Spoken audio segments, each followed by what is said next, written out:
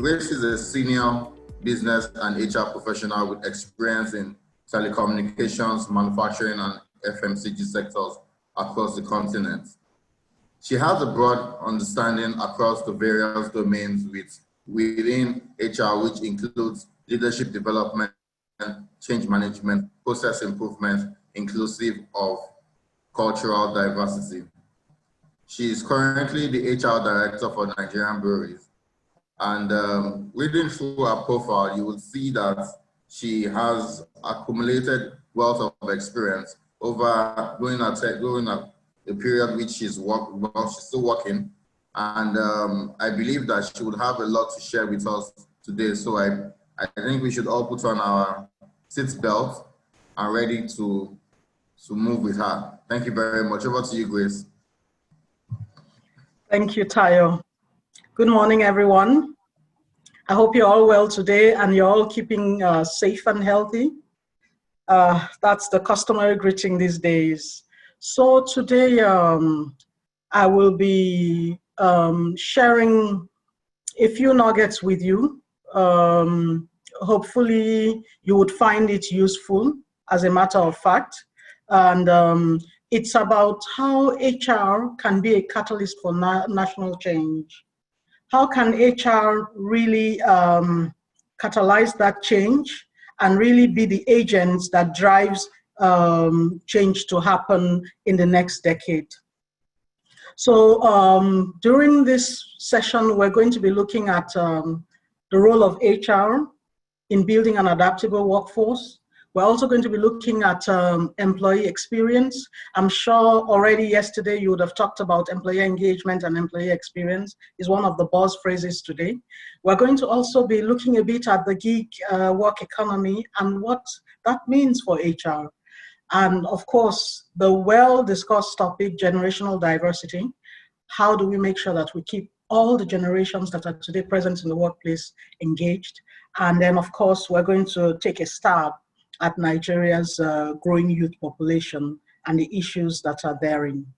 So, as I said earlier, we're going to be looking at employee experience. We're going to be looking at how human roles are being taken over by intelligent machines and all the rest. Does that mean that humans have no role to play? Very far from it. All of these things that I've mentioned earlier show that humans are in the center of everything. And then, of course, gig work. What does that mean? What does that portend for HR practitioners today? How can they help enable that? And then how can we adapt our practices accordingly? So moving, very quickly to how HR can build an adaptive workforce. Like they say, the only thing constant is change. So it's up to us to adapt to the change that happens to us. So as we talk a lot about employee experience these days, what does it really mean? It means different things to different people, but it has its roots really in employee engagement. And according to Gartner, an adaptable workforce is one that collaborates in a way that gives teams the flexibility about how to best achieve their work goals in today's rapidly changing environment. So with that kind of definition, therefore, what role does HR have to play in bringing all of this, in enabling a collaborative, flexible work environment that enables the business achieves its goals? Therefore, HR has to enable the workforce to collaborate more. And in enabling the workforce to collaborate more, everybody has to be change ready.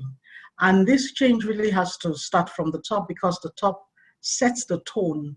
And that tone then dictates, actively or passively, the behavior that would be required to collaborate. So it's about agility. How can HR bring in agile HR processes?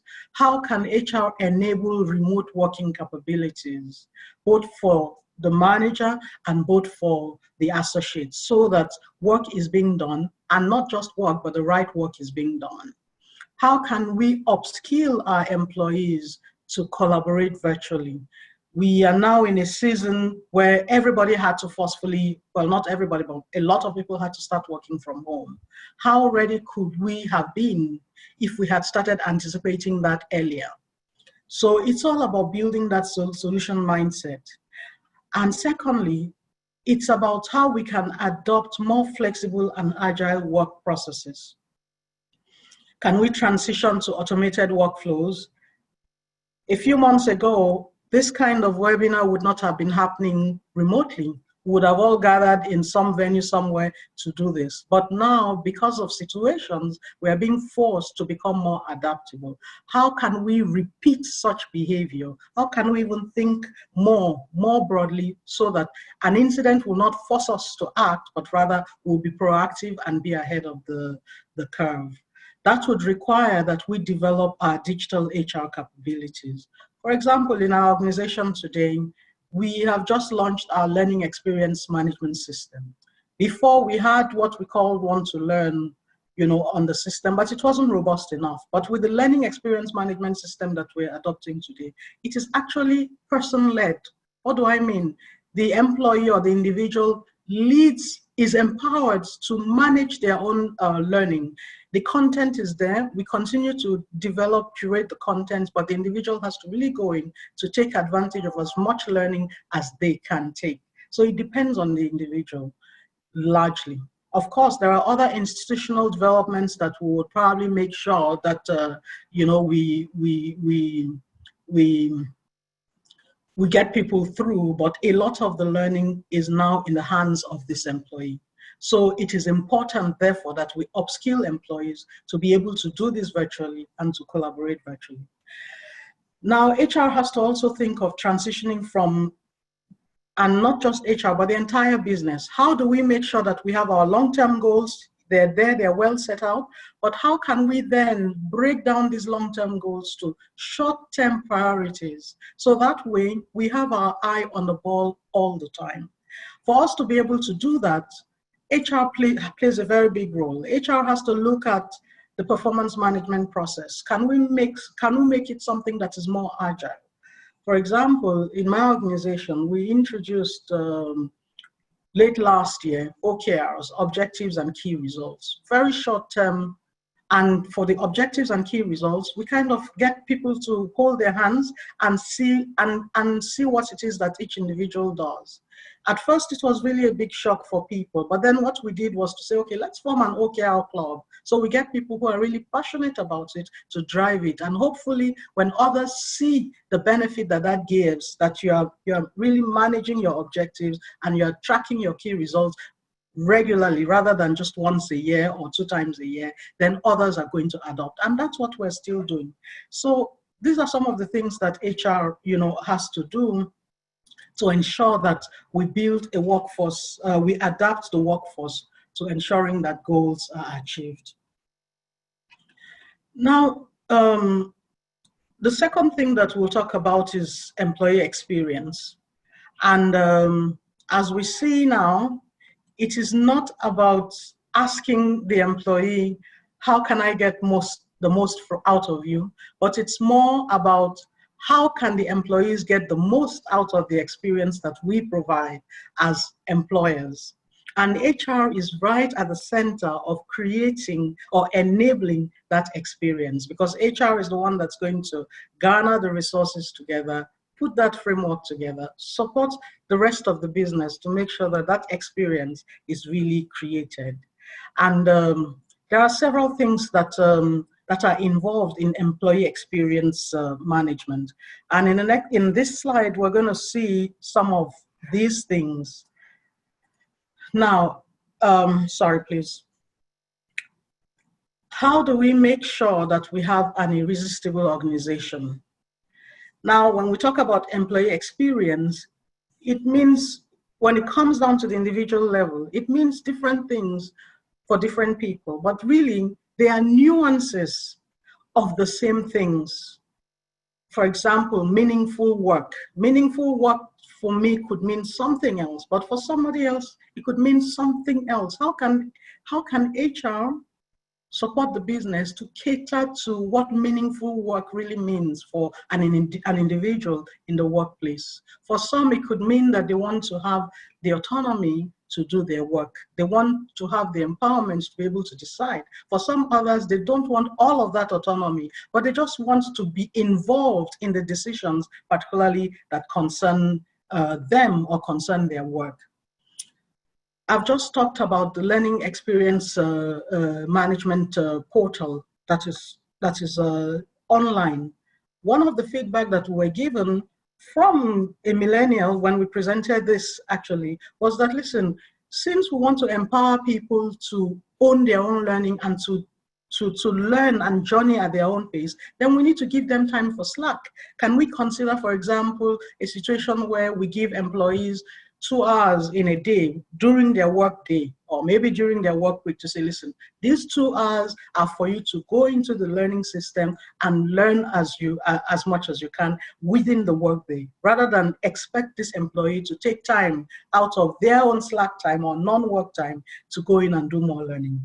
Now, for that to happen, it means somebody might think, oh my goodness, you're supposed to work for 8 hours. How, if I give you 2 hours, then you're working essentially for 6 hours. But then what is the benefit for the organization and what is the benefit for that employee? It's all about that employee experience that we're talking about. Are we able to make that happen? What would be the benefit overall for the organization? And that's why I highlighted, for example, time for slack. Now, when you come to productive management, for example, inclusion and diversity cannot be overemphasized.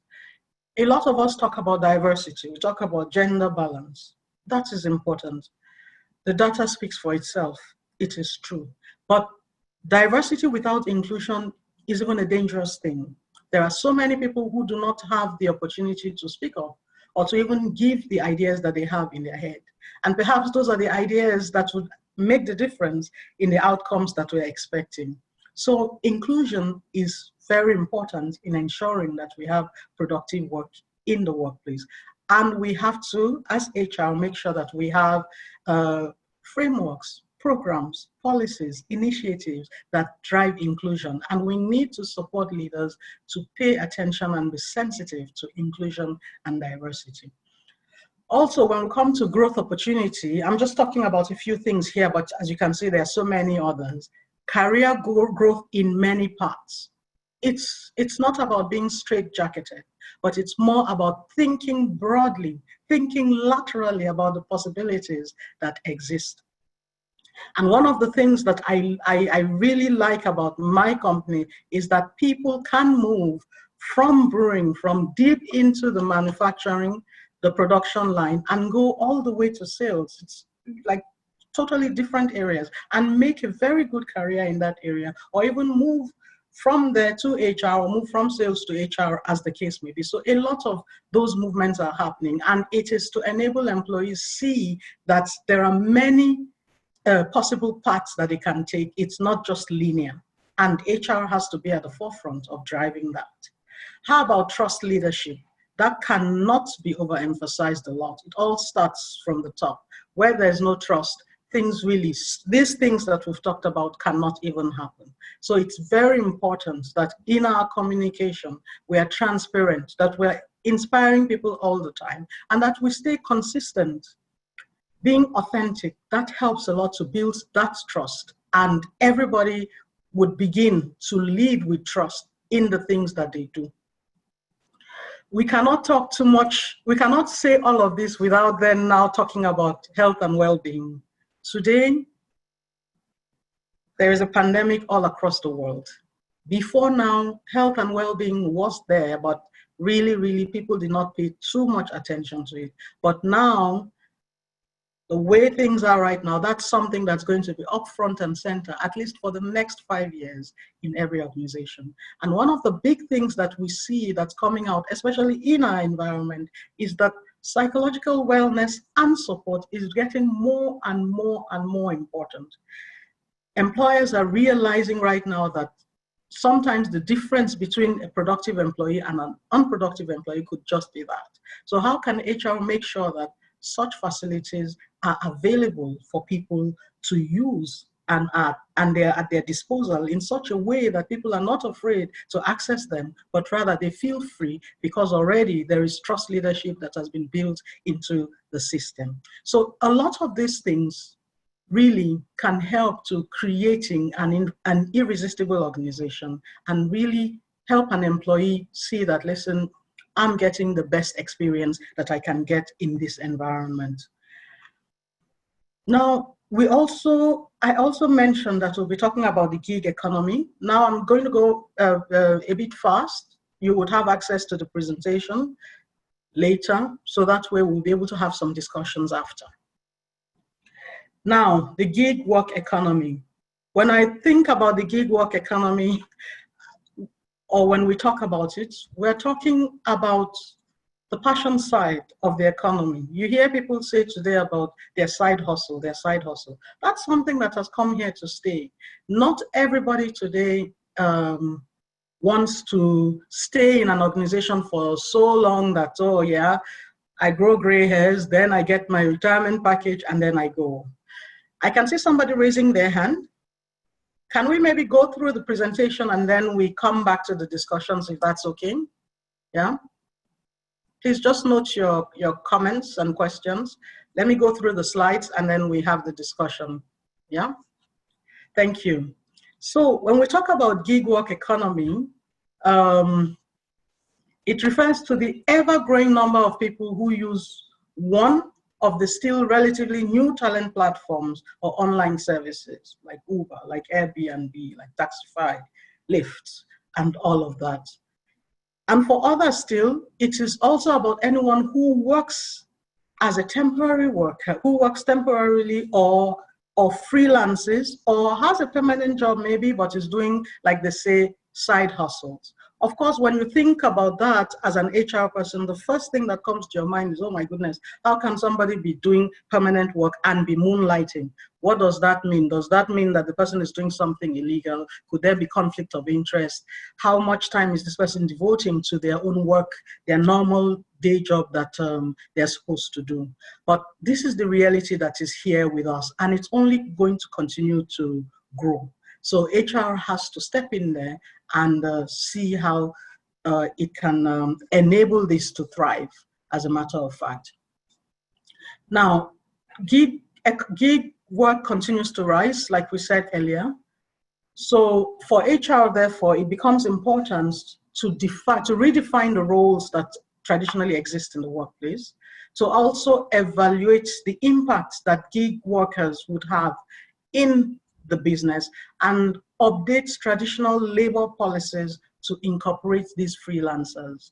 It may not be so easy going forward to find somebody who wants to spend 15 years, 20 years in your organization. But I do know people today who have decided to leave formal employment or the structured 9-to-5 work to do other things on the side. There's somebody that we're working with in our organization today, helping us with developing micro-learning videos.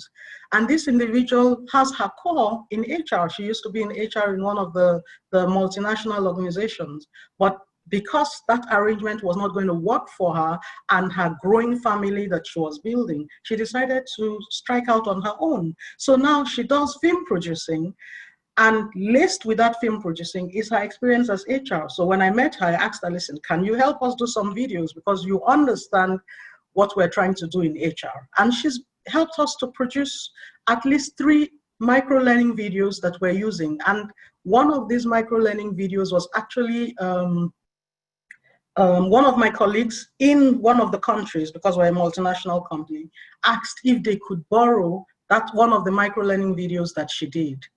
And what we did was to put them together. I don't know how far that discussion has come, but that's just to show you the power of gig economy.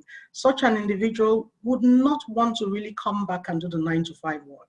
So how do we make sure that such ones are put in the fray and they can be useful for building the future organization?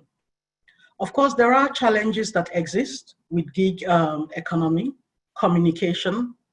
How can we connect with this or communicate with this broader workforce? How do we make sure that support is provided for software. And then, of course, there's security, there's data privacy, there's anti-competition, there's all sorts of things. How do we make sure that the proper classifications happen and the pay and incentives really match what it is that they're delivering? And of course, succession planning. We are not going to have the regular hypos that are in the pipeline in the main organization, but how can we make sure that there is no break or interruption in the pipeline as well? And how do we make sure that the workforce is consistent? How can we apply policies or practices in a way that is equitable? It doesn't have to be one size fits all, but there is fairness, there's transparency, there is authenticity. And then, of course, onboarding. How do we get these ones to really reduce their time to performance with a good onboarding system? So these are some of the questions that HR needs to address as we see increasingly that the gig work economy is growing.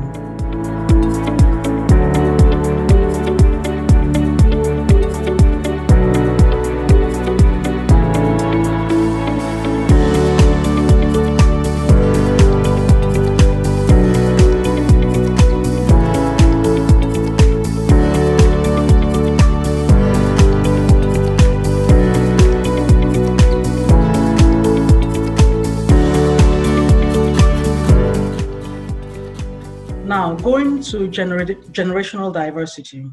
For me, I mean, there's been a lot of talk about the millennials. It's very important, that is true. That's the reality that we have here with us. But for me, really, the way I see it, having multi-generations in the workforce, it is about ensuring that HR provides systems or the framework to tap into the expertise that all the generations provide in the workplace today. So if HR is able to do that, there are benefits that come with it. For example, knowledge sharing across generations. The baby boomers or even the generation X and all of that, there's a certain way that they like to work. How can HR make sure that this knowledge amongst generations is being passed? And how can we do that in a way that really brings the results that the organization wants? Are there possibilities of transferring skills or sharing knowledge between generations? There are things that the older generations know that the younger generations do not know, and they need to know to progress, and vice versa. For example, the millennials are more techy. Can they help bring the older generations up to speed as far as technology is concerned? And the older groups too, they have plenty of things of solid knowledge that they can pass on, solid routines that they can pass on to the younger generations. And then, of course, the different perspectives that each generation brings to the workplace can only make for good. Because remember, if you work in an organization like mine where it's all about the consumer and what the consumer wants, then you realize that it is important to cater to all the different generations. And when you have that mix in the organization, it helps you to be able to tap into each of those, your consumer base, and really give them what it is that they want from a product perspective. And that way, they too, they can have the best consumer experience that they may want to have. I've talked about customer experience. I've talked a bit about the consumer experience, and that's the next one, improved customer experience. How can, ensuring that you leverage all the generations that are in your workplace, how can that help you improve customer experience? And doing all of this really would help the organization become not just an 8-hour organization, but really a truly 24-hour organization. Because one of the things that's noted too with this difference in generations is that they work differently. Some of them really get their energy from the morning, so they work from morning till evening. But some others really, evening time is when they light up. So if HR can really be a catalyst for ensuring that everybody has the ability to work the best time that their energy is at the highest, then you truly have a 24-hour organization that keeps on delivering outputs even when other people are sleeping. That can only happen when we tap into the force that multi-generations bring in the workplace. There are challenges that we need to pay attention to as HR, and one of them is how we can bridge the gap in the interests that these multi-generations share. Okay, so that's something to pay attention to. Different ways to communicate. So it's not one size fits all. It's not just slicing and dicing and handing over like that. We need to tailor communication to suit the different generations. And sometimes it may be difficult, but sometimes it's as easy as co-creating some of these communications together with them. Asking them, how best do you think that this message will sound to people like you? Or if we say it like this, what does it mean? And you'll be surprised to really get the interesting insights that these different generations give you. And that helps you to really sharpen the way you communicate and engage with the people and get the right message across to the different groups. And then, of course, the different work styles. I said there's a benefit to it. You could truly have a 24-hour organization, but there is also the downside, which we need to pay attention to as HR. And doing so would really help us make sure that we are agents of change and bringing in good change in the organization. Now, another thing that we are going to look at is also the growing youth population. Yes, we have a large youth population, and today 43% actually of our population is under the age of 15. When you look at it on the face of it, it is a big advantage, but then we are not tapping into that. And the reason for that is because we as employers believe that the people or the quality of people that are being churned out of our learning institutions today is not good enough. They lack the depth, they lack the thoroughness, and most importantly to what it is that they learn in the school cannot even be adapted in the workplace. And the cause of this, of course, is because the right investments have not been made accordingly. And I mean, we can talk about this. This is a topic on its own. We can talk about it from morning till night about what can be done, what can be better done. Curriculum has to be updated. The incentive system for the teachers or for the school has to be changed. The people, there's so much, but then we cannot solve all the problems in one day. So the effect of all of this is that we have a large population, we have a weak educational system, and therefore the quality that comes out at the end of the day is also weak. And what we see, at least in my years of experience, I just keep seeing that when there is a vacancy or there are particular vacancies, it's the same usual culprits, the same old names that pop up. So it's just like we're recycling the mayor. Well, the small quality, the same small pool of quality people we think are quality people are the ones that we keep recycling. We are not taking advantage of this youth population that we have there because of this profiling that we've just said. So how can we then fill the vacuum of people development as HR? We can start from the very beginning, which is identifying the challenges that we have with talent acquisition. There is data.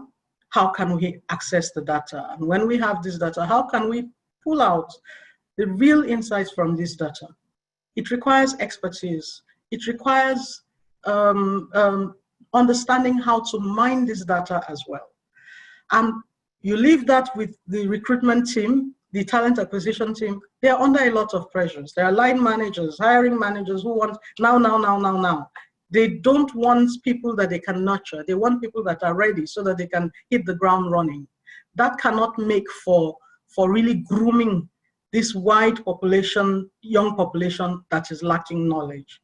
So how can we help, or what are some of the things that can help? One major thing that can help is planning. How can we do advanced planning and then execute according to plan? For that to happen, we really need to use a project management mindset, and we need to measure what it is that we are managing. That way we know that we're measuring the right things. Now, for planning and execution, we start with workforce planning. I would tell you honestly that workforce planning, it's something that we all recognize that is important to do. that we must do, but to have the patience to do it and do it thoroughly and be consistent with doing it, that's where the problem lies. But really, really, if we can have the workforce planning, take a longer term, beyond 1 year view, like a 3-year horizon, to really do workforce planning and think, scope the environment and say, what would the business be requiring in the future? What are the trends that are out there right now that we need to tap into or latch onto? How do we need to then adjust? That would really help, because then in workforce planning, it's not just HR doing it, but HR is actually collaborating with the line leaders, with the business leaders, to really do a thorough workforce plan, because then they sit down and they think about how their business is evolving and what they need for the business. And the main thing there are the people. And after that, you agree service levels. At what point would you say, as a business leader or as a hiring manager, that, oh, HR, yes, thank you very much, good tick? At what point would you say, oh, no, I'm not happy with this level of service that I've gotten? And then, of course, in doing all of this, we're inadvertently building our brand. We're putting together a value proposition for someone or some people out there that they will not be able to resist. Because with all of this work, you see that the care aspect of it comes in. You just don't treat individuals now as a number or a statistic, but really you woo them and you really want them to come to you, and you try to sell that proposition to them for them to come to you. But all of this requires work. And sometimes it's not so straightforward. We have to build relationships with institutions, with colleges, with educational centers. Sometimes you have to start from very beginning, to maybe start from year 1 to begin to influence the curriculum of those schools.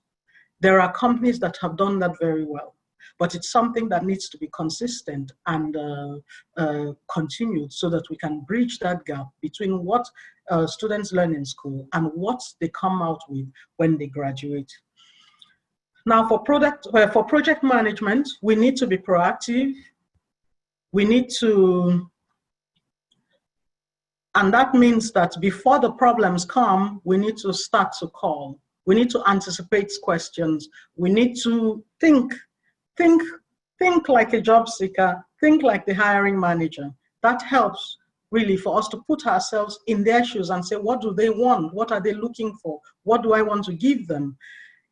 A colleague of mine in another operation shared an experience of how, when they went to do, like a lot of companies do recruitment fairs, but what they did was actually to do their own CV. So they put their organization and said, listen, this is us. They did a CV for the organization and they said, this is us. You, the candidate, look at our CV. Do you like it? Hire us. So it was kind of like a role reversal, and very interesting, because then in putting together all of that, they really had to see what real value they were offering to these people. Why would somebody want to work with me? So they were selling themselves in a different way, but oftentimes because of the dearth of jobs, the difficulty people finding jobs, we really, as HR, sometimes do not care. It's almost as if we're doing the individual a favor when we want to recruit them. But that has to really stop and change. And we really need to see these individuals as people that we want to sell ourselves to them. We want them to, we're wooing them. We're setting ourselves up as the beautiful bride so that they can take us. So in that case, then we'll be following up. We'll make it a priority.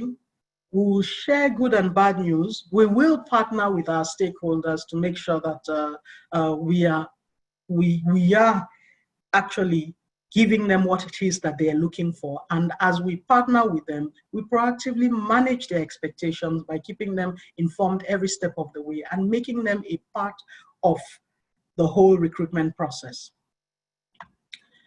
Also, when we are able to do that, you realize that from the very beginning, from the point where you engage an individual for recruitment, the employee engagement or the employee experience aspect of it starts to come in.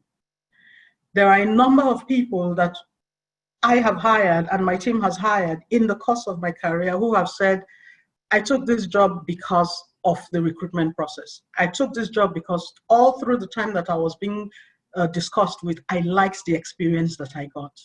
By the way, there was another company that was offering me a bit more money, but I kind of liked the whole process how it went, and that is why I chose you as a company.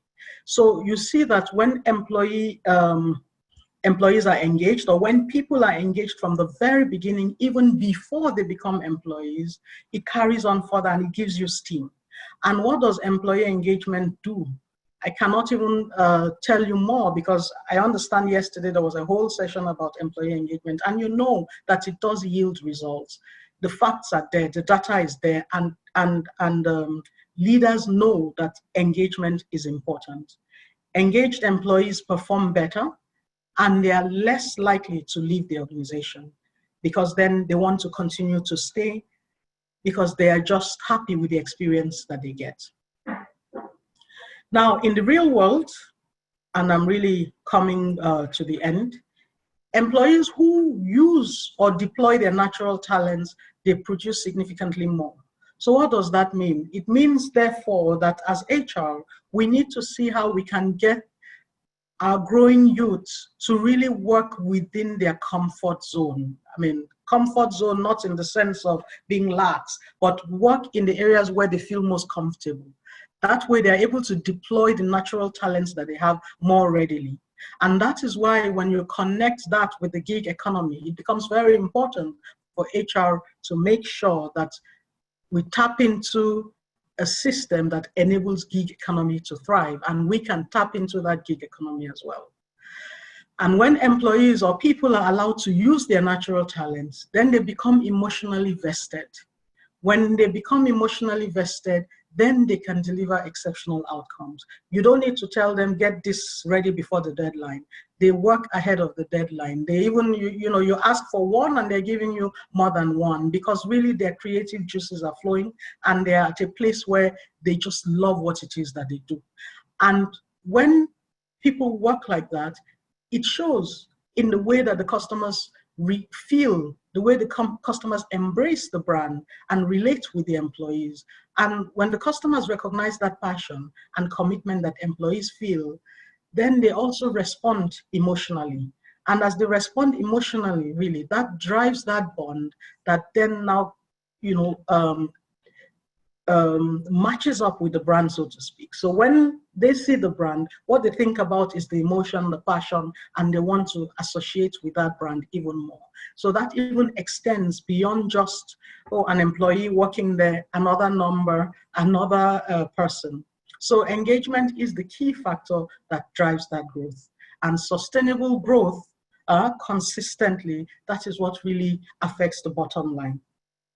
I've seen a situation where a customer actually asked an HR person, one of my HR associates, to say, listen, I need you to come and talk to my people, because I just like the way you engage with your people. I like the things that I see you do as an HR person to your salespeople. And I would like to commend you and really say that this is one of the best things that I've seen. And I was really happy, because this was at a customers forum. And when this customer got up and said that, it was real validation for that HR manager and even for the leaders, because then the customer could see, looking from the other side, that, this person really engages with their employee, who is the salesperson. So really, that is the real world, where talent comes because people are emotionally vested and they work with emotion, which translates to passion. And that passion then drives the bridges that build engagement. Now, this is the last slide for me, really. And I would just like to leave everyone with this quote, that people who are turned on are the ones that figure out how to beat the competition. But really, when employees are turned off, all they talk about is about how competition is beating them in the marketplace. Have you seen what competition has done? Have you seen this? Have you seen that? But we really want our people to be turned on. And we are the ones that are in the best place to create the environment that enables our people to turn on. Thank you so much. So we can take the questions and comments now. Thank you. Thank you very much, Grace, for the very interesting presentation. It sounds like there's a lot of people we have about 8 questions. We'll just be able to take about 1 or 2 of them, because we are pretty much at the tail end of this session. But for me, I think one of the takeaways for me is this: is more or less a comment slash question is this: is that your topic says HR as a national change, as a catalyst for national change. And in order to ensure that there is change, there has to be some form of implementation. You have to sit down, think through how exactly you want to, think through the strategy, come up with initiatives, and then you go to implementation. But I think one of the greatest challenges we have in Nigeria at the moment is implementation. We all go to very fanciful places, go sit down, have discussions, and then we come up with those initiatives. Let's implement, and then everything, the whirlwind of the business takes over, exhumes us, and we are unable to take up those initiatives. And then when we do another session, another strategy session later on, after probably next year, those issues will still be there for us. So I think it's about having to develop a culture of ensuring that you implement your initiatives, get feedback, and possibly even have some form of strategy refresh, maybe every quarter, which helps you to ensure that things are going as planned. So I think, do you want to talk to that? Very briefly, you are very right, Tayo. A lot of talk, and sometimes the actions are hard to see. But the truth is, it can be difficult to reach out across, organizations to really get this going. What I believe is that conquer, first of all, your circle of influence. What do you have that you can control, that you can influence, that you can manage? Start from there. Don't boil the ocean. Just start from your desk to conquer what it is that you can do. I believe that if each and every one of us can focus on the things that we can control and really do them well, then that is going to enlarge the pools, as it were, and that you are going to see that change happen from place to place.